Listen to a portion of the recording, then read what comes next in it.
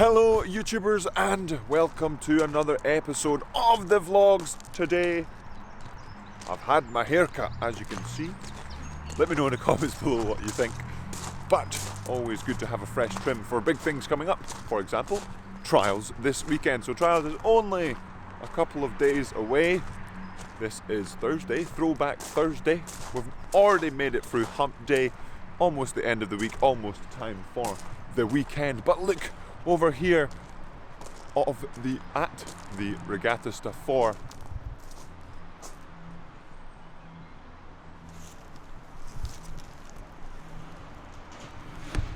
Henley Royal Regatta. So all of those tents, for the people that don't know what Henley Royal Regatta is, it's one of the biggest regattas in probably the world, let alone Britain and Europe.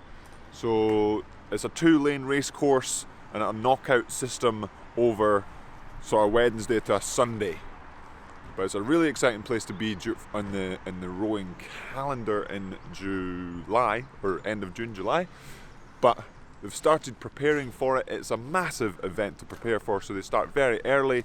So this is April and it will be in end of June, July. So you've got a couple of months of just prep and then the regatta itself. But I'm in the car park just waiting on Mr. Robson from the Learn to Row pair to get on the water and do some more prep for final trials at the weekend. So as we've been talking about already about the taper is in full swing.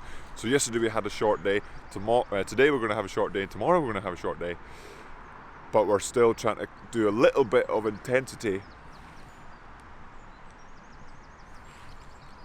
in those days. So we're still trying to go and do probably a 500 or so, or 250 today, and then maybe something like that, 250 tomorrow. But I'm going to continue waiting on Robson, and there he is, and we've got the shakers have arrived. Oh yeah, I'm going to try and get them delivered out this week, but with trials coming up, there's a lot of different things going on outside of training itself. We've got Yam Squad on one side, Food is Fuel on the other. They are metal, so it actually stops them from smelling as bad as some plastic ones, so that's absolutely fantastic. But Robson's here, and let's get to Dorney and hope for that glass. Oh yeah!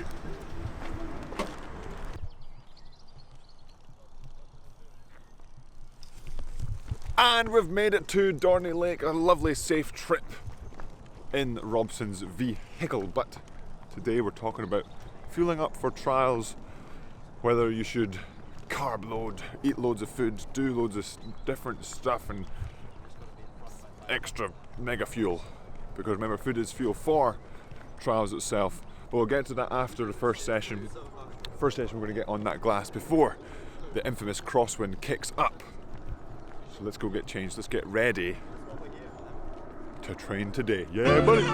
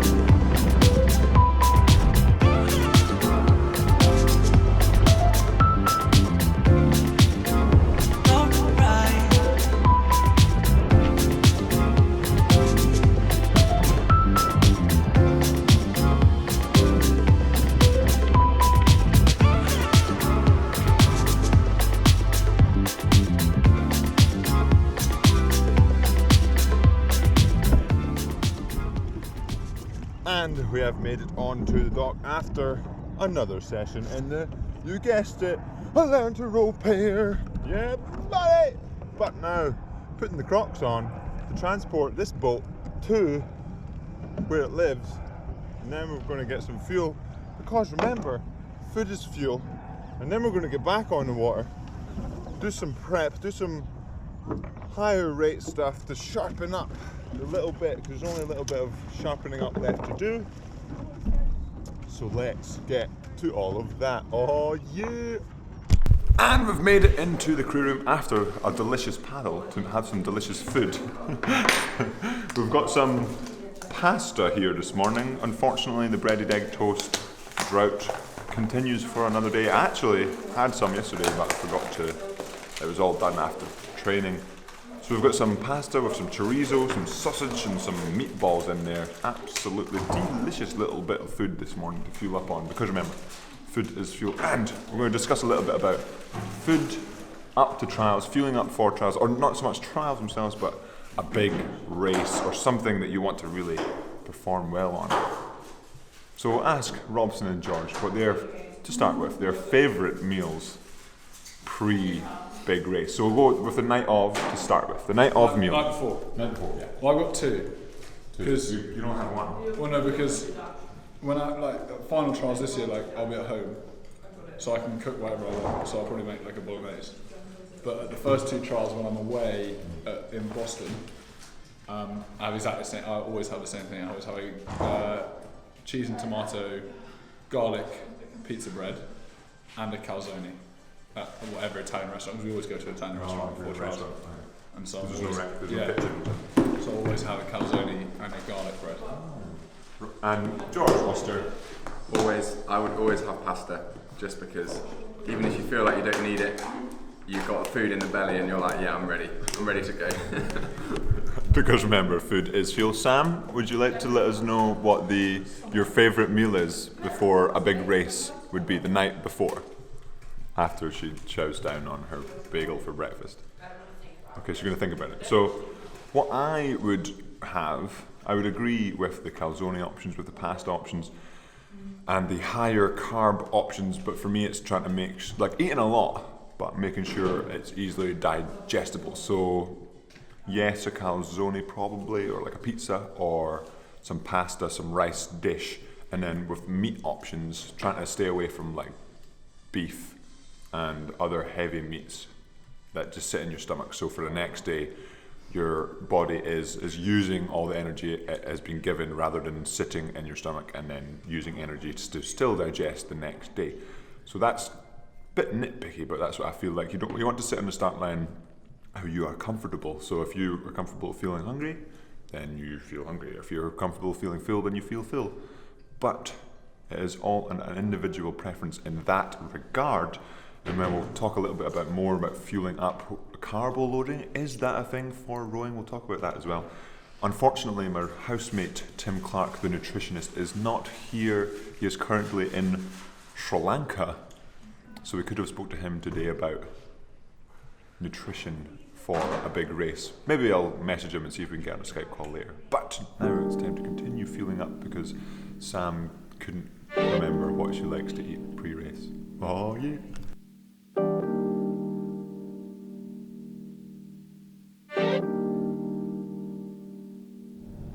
And we have made it onto the dock for another session. We're going to go right into some of the higher rate stuff that we're doing today in the shorter session for another shorter day. So we'll jump right into it, get on that water over there. So let's get to it.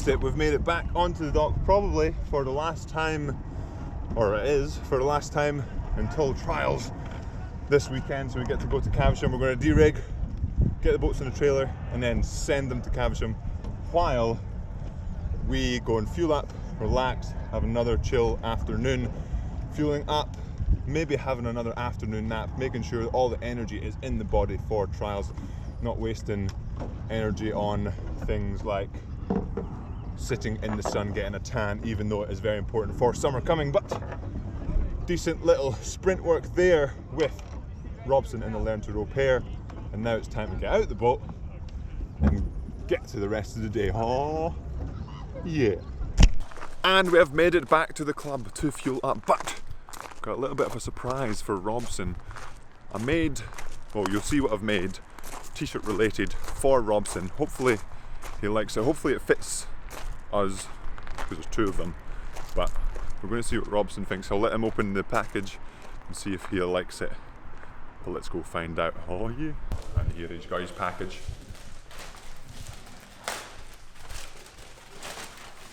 Oh, what is it? Oh yeah, I was like, Let's see it. Let's show the vlog. you got two of them? Yeah. Look at that. Oh yeah, look at that. Look. Oh yes. What do you think, Robson? Oh, it looks epic. Oh yes, we've got some Learn to Row pair tees. Just what I would make them for Robson and I. Let me know in the comments below if that would be something you would be interested in the Yam Squad store. But first things first, after all this excitement, we're going to get some food, because remember, food is fuel. And we've made it into the Leander crew room now. We've got some delicious pie for lunch to fuel up after the shorter sessions, a little bit of intensity today, and obviously after the excitement of getting our Learn to Row pair t-shirts. We're going to fuel up here and then talk about fueling up and all about that carb loading that I was talking about earlier for racing. Should you do it? Should you not do it? But let's get to it. And we've made it outside of the club for one last time today. Pretty good day today, but let's talk about sort of carb loading for rowing races. Really, unfortunately, carb loading doesn't really help. I was going to try and get a chat with Tim Clark, the nutritionist, on a Skype call, but unfortunately his Wi-Fi in Sri Lanka is not great. But so carb loading for rowing for a 2K race, unfortunately, doesn't really benefit, supposedly. I would say it benefits mentally rather than physically, because if you think about it, a 6-minute race, roughly a 6 to 7 minute race, and even in an 8, less than that, you don't need that many carbs in your system and much glycogen in your system. Well, you need a lot, but you don't need the amounts of carb loading that it puts in a 2K race. So you don't necessarily need to do that. But a lot of people like to really fuel up hard pre-race when the taper is happening, to really sort of give your body the opportunity to use all of that fuel that you're giving it to recover if it needs it, and then on the day you just feel ready to go. So there's that on like the mental aspect of it, not just the actual physical benefit of carb loading. So for me, I like to make sure that even though the training is coming down a little bit, I'm still eating normal amounts. So I wouldn't call it carb loading, but I would definitely call it, like if I was training this much normally, I wouldn't eat this much that I'm eating now, but I'm just making sure that I'm eating a good amount, probably just that little bit extra, just to make sure that if I do need to stop and recover, and I do need to just give my body that little extra, then it has all of that fuel to recover. Because remember, food is fuel. And a little bit about how much I, like I just then said, and leading on to how much I actually eat during the week of trials and up to trials itself. The amount I eat doesn't really change, and if it does change, it's that little bit extra. What does change throughout the week is what I eat. Like I mentioned already, it's trying to eat things that aren't necessarily heavy, that my body can really digest easily, and I'm not saying sort of quick sugars and all that, so I'm talking about sort of foods that are good for you, so a lot of veg, a lot of easy foods that aren't processed, and a lot of foods that are just easy to digest. So for example, last night I had loads of veg. I had some sugar snap peas, some broccoli, some carrots, some sweet corn in the little baby corns, and I had some potatoes and I had some chicken. So that meal in itself, plenty of veg, lots of carbs, and a good amount of protein in it. So just very, very simple meals throughout the week of trials, rather than, like I've talked already about, having just food in your stomach or whatever in your body just waiting to be digested and sent, rather than when you're eating loads of veg, eating loads of simple food, that your body is taking as much as it can from that, taking all the nutrients from that, and then just giving your body the opportunity to, one, use the fuel that you're giving it, and two, recovering and getting ready for the racing itself. But that will be it for the end of today's video. We're going to be having these Learn to Row pair shirts on. Let me know in the comments below if you want me to, like I said, put it on yamsquad.com, and you'll see them tomorrow as well. I think they came out really nicely, so they're similar to the Yam Squad shirts, but with different colour, more royal blue. Really, really good. And Robson got all shy because he was all excited, but that's really cool to see. And we'll be wearing them tomorrow, hopefully. And as always, Yam Squad, remember to subscribe if you haven't already. Hit that like button. Only one day till trials now, and have a good one.